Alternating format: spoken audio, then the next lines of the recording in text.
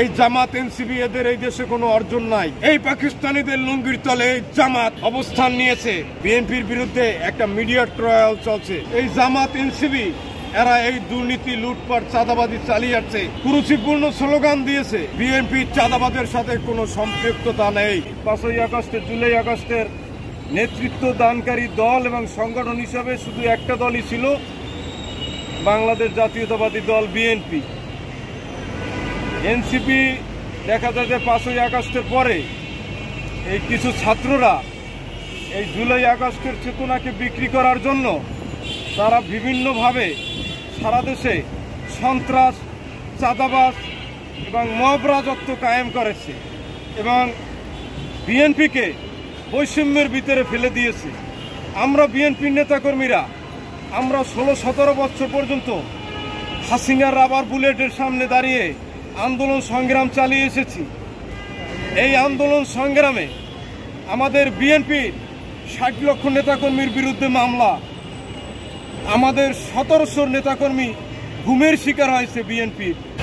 আমরা আইনের প্রক্রিয়ার মাধ্যমে তাদের বিচার করা হবে এবং দুর্নীতি, চাঁদাবাজের বিরুদ্ধে আমাদের বিএনপি জিরো টলারেন্স।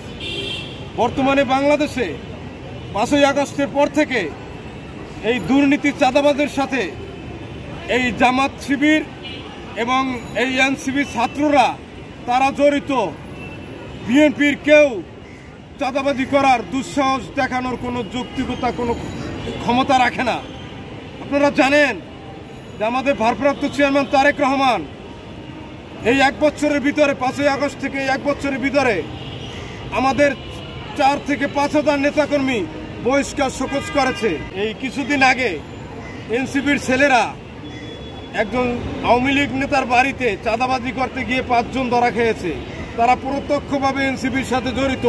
এইভাবে সারা দেশে এই জামাত এনসিপি এরা এই দুর্নীতি, লুটপাট, চাঁদাবাজি চালিয়ে যাচ্ছে।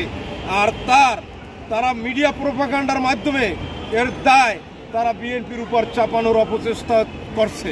আপনারা দেখছেন মিটফোর্ডের ঘটনায় সোহাগ হত্যাকাণ্ডে বিএনপি জড়িত ছিল না, ওইটা তাদের অন্তর্করণ দল, তার সাথে বিএনপির কোনো সংশ্লিষ্টতা ছিল না। কিন্তু সোহাগ হত্যাকাণ্ডের পরে দেখছেন তো আপনারা এই জামাত কিভাবে রাস্তায় বেরিয়ে এসেছে।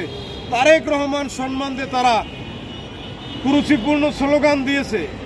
অথচ যখন প্রমাণিত হলো যে সোহাগ হত্যাকাণ্ডে বিএনপি জড়িত নয়, তাহলে আমাদের নেতা ফুলের মতো পবিত্র তারেক রহমান সম্বন্ধে তারা যে মিথ্যা স্লোগান দিয়েছে, তার সম্বন্ধে যে কটূক্তি করেছে, তার দায় কে নেবে? চ্যালেঞ্জ করে বলতে চাই বিএনপির একজন কর্মী হিসেবে, বিএনপি দলে পদের সাথে যুক্ত এমন কোন নেতাকর্মী বাংলাদেশে কোনো চাঁদাবাজির সাথে যদি যৌক্তিকভাবে দেখাতে পারেন তার বিরুদ্ধে ব্যবস্থা নেওয়া হয় নাই, তখন আপনারা বিএনপিকে দোষ করতে পারেন। বিএনপি চাঁদাবাজের সাথে কোনো সম্পৃক্ততা নেই। যদি কেউ বিএনপি চাঁদাবাজি করে তার বিরুদ্ধে বিএনপির নেতারা মামলা করে তারপর তাদের বিরুদ্ধে ব্যবস্থা নেয়। অতএব আমাদের নেতা তারেক রহমান বলছেন যে বিএনপির বিরুদ্ধে একটা মিডিয়া ট্রায়াল চলছে, যাতে বিএনপির বিরুদ্ধে মিথ্যা প্রোপাগান্ডা ছড়িয়ে বিএনপিকে ক্ষতিগ্রস্ত করে তারা একটু সামনে আগাতে পারবে। এই জামাত এনসিপি এদের এই দেশে কোনো অর্জন নাই। জামাতের এই দেশে কোনো অর্জন নাই। তারা 71-এ মুক্তিযুদ্ধের বিরোধিতা করছে। যখন এই দেশে লক্ষ লক্ষ নারী শিশুর উপর অত্যাচার হয়েছে, পাকিস্তানিরা পাখির মতো গুলি করে আমাদেরকে হত্যা করছে, তখন এই পাকিস্তানিদের লুঙ্গির তলে জামাত অবস্থান নিয়েছে। এর স্বৈরাচারের সাথে নির্বাচনে স্বৈরাচারের সাথে লুঙ্গির তলে এই জামাত ঢুকছে। সর্বশেষ আপনারা দেখছেন হাসিনার কাপড়ের তলে এই শিবির অবস্থান নিয়ে আমাদের বিএনপির উপর অত্যাচার চালিয়েছে। তারা যে কোনো একটা লুঙ্গির তলে তারা ছত্রছায়া রেখেছে। জাতির ক্রান্তিকালে, জাতির কোনো দুর্দিনে এই জামাত বিরোধিতা করেছে। মানুষের পক্ষে, বাংলাদেশের পক্ষে তারা কখনোই দাঁড়ায় নাই। আজকে তারা চাচ্ছে তাদের কোনো অর্জন নাই, তারা জনগণের কাছে কি নিয়ে যাবে। তাই বিএনপিকে যদি আমরা মিডিয়া মিথ্যা প্রোপাগান্ডা ছড়িয়ে 1-11-র মতো যদি বিএনপিকে আমরা ক্ষতিগ্রস্ত করতে পারি, অপপ্রচার চালিয়ে, তাহলে আমরা একটু সামনে আগাইতে পারবো।